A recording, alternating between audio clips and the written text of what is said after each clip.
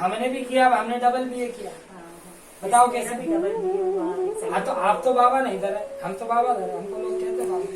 BA बाबा, हमने वो degree double BA. ठीक है, तो टोकिएगा आप, टीचर होगा? पढ़ाया पहले कोई बच्चों को? हाँ, तो टीचर हो आप, पढ़ाया है तो टीचर हो, हमने कह देगा। ठीक है, पढ़िए, आपने कहा आपके बच्चों, ठीक है, आपके बच्चों का भविष्य उज्जवल होगा, बच्चों का विवाह संबंध शुभ लाभ होगा, कृपा बनेगी पूर्णतः 2022 तक कृपा होगी हनुमान जी का। लिखा है बच्चों का विवाह संबंध शुभ, और आपने कहा भविष्य, आपके बच्चों का भविष्य उज्जवल। लिखा है दोनों बार बच्चे लिखे हैं, यहाँ भी और यहाँ भी हमने बच्चों का लिख दिया है। ठीक है, तो दोनों ही बच्चे आ गए उसमें, ऐसा नहीं जो एक बच्चा अलग ही बच्चा। अब ये बताइए, आप तो बीए किया, आपने कैसे लिखा? अब पहले तो आप यहाँ अपना ज्ञान लगाओ, ये हमने कैसे लिखा? आपका तो फेस भी नहीं देख रहे हम, तो जो मास्क धरो, मुस्कान चढ़ाओ मुंह पर, कैसे लिखा? हमारी शक्ति, ये हमारी नहीं, ये दरबार की शक्ति है, और दरबार की महत्वता है कि आपकी समस्या आपके बिन बताए ही दरबार में पर्ची पर पहले से कलमबद्ध, और समस्या ही नहीं, समस्या का समाधान और समय भी अंकन कर दिया जाता है। तो दरबार में पहुंचते से ही पर्ची पर ध्यान दें और पर्ची पर आए नियमों को करें। हम बार बार नियमों प्रकाश से डालते हैं कि आप नियम करेंगे तभी सफलता प्राप्त होगी।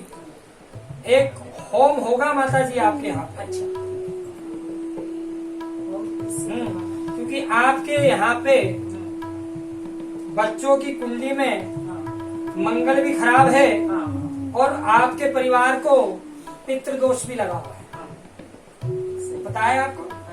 ठीक है, ये हमने इसमें नहीं लिखा, पर यहाँ कुंडली आ गई आप, अब मंगल भी दृष्टि पे है, हाँ, बच्चे पे पड़ रहा प्रभाव उसका, और पितृ भी आपके नाराज, तो उसके लिए होम होगा। हाँ, होम आप चाहे तो दरबार में भी करवा सकते हैं, ठीक है, यहाँ पर भी पंडित लोग जुड़े हुए हैं, या फिर आप सोनू भैया से इस होम को लिखवा करके आपका जो भी अपना जानने वाला कोई योग्य ज्ञाता पंडित हो उसके माध्यम से अपने घर पर या उनके घर पर या किसी मंदिर प्रांगण में संपन्न करा सकते हैं, लाभ हो जाएगा। ठीक है, हमने लिख दिया है होम होगा, होम से लाभ चलेगा। अब इसमें ये नहीं लिखा कि किस दोष के कारण होम लिखा, हमने बता दिया, वो आपको हमने एक्स्ट्रा एडवाइस दे दी विदाउट फीस। आपने एक बार तो फीस दे दी, फीस कैसे दे दी? आपका समय दे दिया, वो हमारी फीस करा सकते हो। ठीक है, आपने एक बार फीस दे दी समय दे करके, पर इसकी फीस नहीं दी थी, हमने बताया जो कुंडली देखकर, और आप चेक करा चुके हो, वो पता है, तो उसकी फीस नहीं ली है। ठीक है, वो इसलिए क्योंकि आप आस्था लेकर के आए। चलिए बोलिए हनुमान जी महाराज की जय। जय श्री राम। कोई पूछना चाहता है? कैसे? ये मत सोचिए कि गुरुजी ने कह दिया तो हाँ गलत है, आप पूछिए, आपको जानकारी होना चाहिए। बोलिए, कोई वक्त तो बोलिए कि पूछना चाहता है।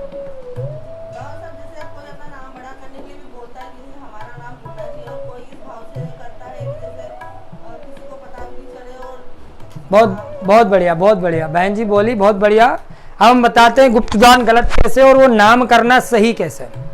आज मान लीजिए आप दरबार में कोई गुप्त तरीके से सेवा कर गए, किसी को पता नहीं चला, तो किसी के मन में वो भावना जागृत नहीं हुई, लेकिन आपने खुले में दान किया तो और भी भक्तों के मन में भावना जागृत हुई और वो भी दान की पूंजी से जुड़ गए, दान के फल से जुड़ गए। तो देख करके ही आगे नीति बनती है। क्लास में जब 10 बच्चे बैठते होंगे, कौन सी क्लास में बेटा आप, कि कॉलेज कर रहे हैं, MB कर रहे हो, उसमें भी क्लास लगती है ना, कि घरे यहाँ पढ़ा जाओ, टीचर हो, पढ़ाते हो, क्लास तो लगती है कि घर घर जाकर पढ़ाते हो। क्लास है ना, क्लास बड़ी बात है। तो क्लास में जो भी बच्चा अव्वल होता है टीचर उसके बारे में सबको बताती है कि सीखो मुन्ना से। अब मुन्ना की जगह कोई भी नाम हो कि देखो कितना अच्छा पढ़ने में माहिर है, कितने अच्छे नंबर है, तो उसका वो मार्कशीट कॉपी देख करके और बच्चे चाहे जलन भावना में, अधिकतर जलन भावना में कि हम अच्छा करके दिखाएं टीचर को, जो भी हो, पर फायदा होता है बच्चा अव्वल के लिए और भी तैयार होते हैं। तो उसी प्रकार दान जो भी हो, चाहे 1 रुपए से लाख रुपए का दान हो, हम ये नहीं कह रहे हैं कि हजारों में दान होगा तो वह स्वीकार होगा, चाहे 1 रुपए का दान हो, दान ही महादान है, ना कि गुप्त दान महादान है। इसलिए आप जाएंगे तिरुपति बालाजी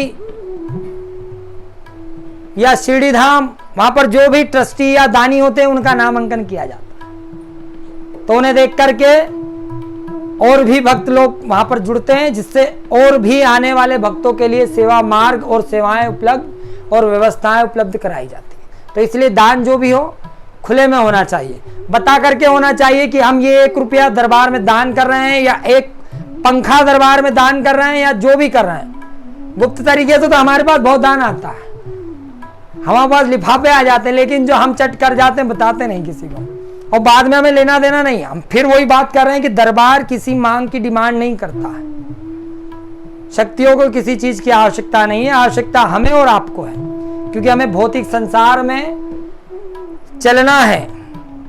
आज मान लीजिए यहां पर शक्तियां हैं, परंतु कोई निर्माण कराना है, कोई व्यवस्था करानी है, जो पड़ गए ईटा पत्थर कंक्रीट, तो जो मंत्र मार के नहीं लाया जा सकता,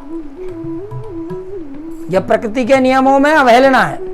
तो इसके लिए आवश्यकता पड़ेगी अर्थ की, उसमें भौतिक शक्तियां चलेगी, उसमें दान पुण्य चलेगा, अर्थ चलेगा, तो वह पैसों से ही आकर के लगेगा, निर्माण होगा और व्यवस्थाएं बढ़ेंगी।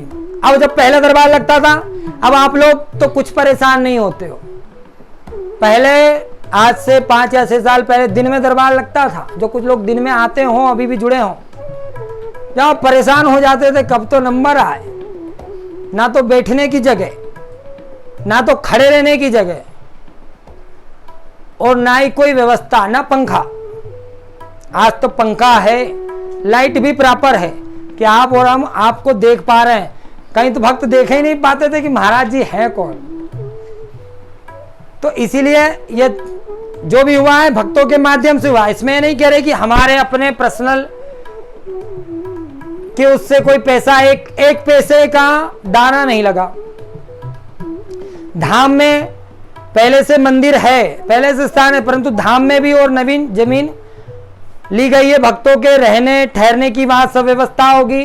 जो भी भक्त जहां से ही पहुंचेगा, वहां तो बहुत भक्त जुड़े हैं आसपास के गांवों से और भी शहरों से, परंतु जो भी यहां से भक्त पहुंचेगा उनके लिए, क्योंकि वहां पर नंबर ऐसा नहीं आएगा आज लगा और आज ही आ गया।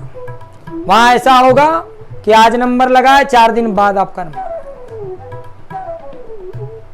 5 दिन बाद आपका नंबर आएगा, 6 दिन में आएगा, 6 दिन के अंदर आपका नंबर आएगा। क्योंकि प्रत्येक माह की अमावस्या तिथि से पंचम तिथि तक, अमावस्या प्रथमा द्वितीया तृतीया चतुर्थी और पंचमी और अमावस्या 6 दिनों तक दरबार रहेगा, जिसमें भी खुला दरबार भी रहेगा और वीआईपी दरबार भी रहेगा, परंतु भक्तों के रहने ठहरने और भोजन प्रसादी की व्यवस्था निःशुल्क रहेगी। वहां पर आप आराम से आकर के महामाई के दर्शन कर सकते हैं। बहुत विशाल महामाई का सुंदर रूप और शक्ति गठित माई का प्रांगण है, बाबा रामदेव जी का प्रांगण है, महादेव जी का स्थान है और भी शक्तियों का वहां पर स्थान है। और धाम में जब आप घूमेंगे तो आपको महसूस होगा कि हाँ, शक्तियां ऐसी होती है। कई भक्तों को शक्तियां प्रत्यक्ष दर्शन देंगी, ऐसा नहीं कि हम जो आंख खुलवा दें, आप स्वतः ही दर्शन देगी, स्वतः ही आपको अध्यात्म मार्ग पर वहां पर जाने का अवसर प्राप्त होगा। और हमसे वहां पहुंचने के बाद आपकी हमसे मिलने की लालसा खत्म हो जाए कि महाराज जी से मिलने जल्दी से। फिर आप मन में मन कहोगे नंबर आए चाहे नहीं आए, हम तो राम नाम जप रहे हैं, दर्शन कर रहे हैं, इसी में फोन आ रहा है कि हाँ जो काम के लिए गए वो हो गया। कौन बीमार पड़े जो खड़ा होगा, कौन संकट है वो स्वतः होगा वहां पर। फिर भी पर्ची का सिस्टम। श्री राघवेंद्र सरकार की, श्री सिद्ध समाधि वाले महाराज की जय। जय श्री राम।